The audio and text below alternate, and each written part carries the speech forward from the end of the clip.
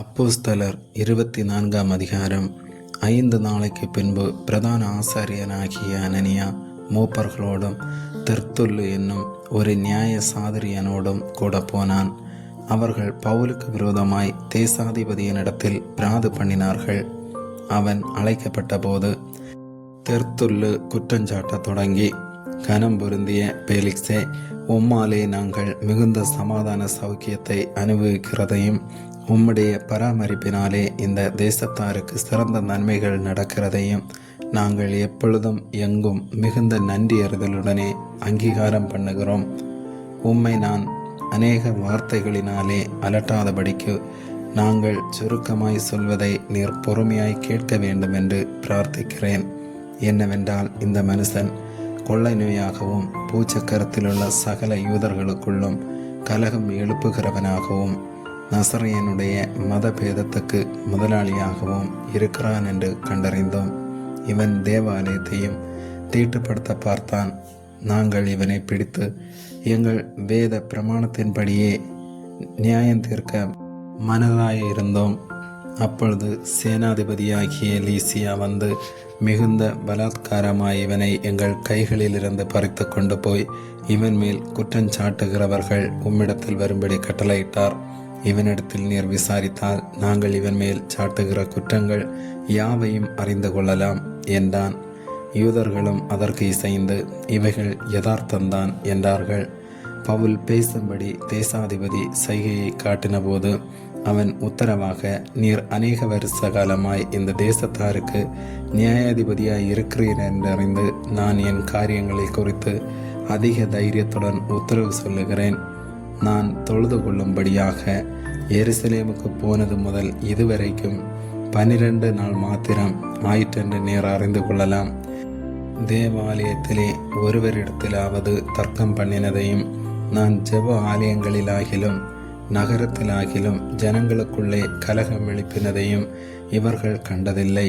இப்பொழுது என் மேல் சாட்டுகிற குற்றங்களை இவர்கள் ரூபிக்கவும் மாட்டார்கள். உம்மிடத்தில் ஒன்றை ஒத்துக்கொள்ளுகிறேன். அதென்னவென்றால், இவர்கள் மதபேதம் என்று சொல்லுகிற மார்க்கத்தின்படியே எங்கள் முன்னோர்களின் தேவனுக்கு ஆராதனை செய்து நியாய பிரமாணத்திலேயும் தீர்க்கதரிசிகள் புஸ்தகங்களிலேயும் எழுதியிருக்கிற எல்லாவற்றையும் நான் விசுவாசித்து நீதிமான்களும் அநீதிமான்களும் ஆகிய மரித்தோர் உயிர்த்தெழுந்திருப்பது உண்டென்று இவர்கள் தேவனிடத்தில் நம்பிக்கை கொண்டிருக்கிறது போல நானும் நம்பிக்கை கொண்டிருக்கிறேன். இதனால் நான் தேவனுக்கும் மனுஷருக்கும் முன்பாக எப்பொழுதும் குற்றமற்ற மனசாட்சியை உடையவனாயிருக்க பிரயாசப்படுகிறேன். அநேக வருஷங்களுக்கு பின்பு நான் என் ஜனத்தாருக்கு தர்ம பணத்தை ஒப்புவிக்கவும் காணிக்கைகளை செலுத்தவும் வந்தேன். அப்பொழுது கூட்டம் இல்லாமலும் அமளி இல்லாமலும் தேவாலயத்திலே சுத்திகரித்து கொண்டவனாயிருக்கையில் ஆசிய நாட்டாரான சில யூதர்கள் என்னை கண்டார்கள். அவர்களுக்கு என் பேரில் விரோதமான காரியம் ஏதாகிலும் உண்டாயிருந்தால் அவர்களே இங்கே வந்து உமக்கு முன்பாக குற்றஞ்சாட்ட வேண்டும். நான் ஆலோசனை சங்கத்தாருக்கு முன்பாக நின்றபோது அவர்கள் யாதொரு அநியாயத்தை என்னிடத்தில் கண்டதுண்டானால் இவர்களே அதை சொல்லட்டும். நான் அவர்களுக்குள்ளே நின்றபோது மரித்தோர் உயிர்த்தெழுந்திருப்பதை குறித்து இன்று உங்களாலே நியாயம் தீர்க்கப்படுகிறேன் என்று நான் சொன்ன ஒரு சொல்லி நிமித்தமே அன்றி வேறொன்று நிமித்தமும் குற்றம் காணப்படவில்லை என்றான்.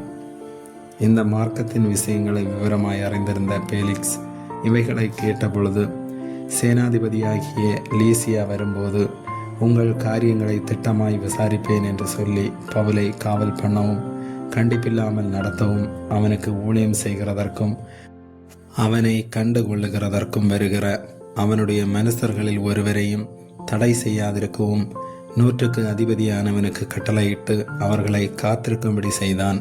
சில நாளைக்கு பின்பு பேலிக்ஸ் யூதஸ்திரியாகிய தன் மனைவி துரிசில்லாளுடனே கூட வந்து பவுலை அழைப்பித்து கிறிஸ்துவை பற்றும் விசுவாசத்தை குறித்து அவன் சொல்ல கேட்டான்.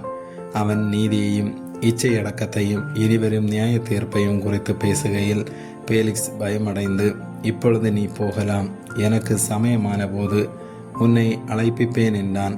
மேலும் அவன் பவுலை விடுதலை பண்ணும்படி தனக்கு அவன் பணம் கொடுப்பான் என்று நம்பிக்கை உள்ளவனாயிருந்தான்.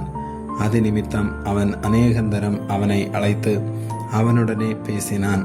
2 வருஷம் சென்ற பின்பு பேலிக்ஸ் என்பவனுக்கு பதிலாய் பெர்கியூபிஸ்து தேசாதிபதியாக வந்தான். அப்பொழுது பேலிக்ஸ் யூதருக்கு தயவு செய்ய மனதாய் பவுலை காவலில் வைத்துவிட்டு போனான். ஆமேன்.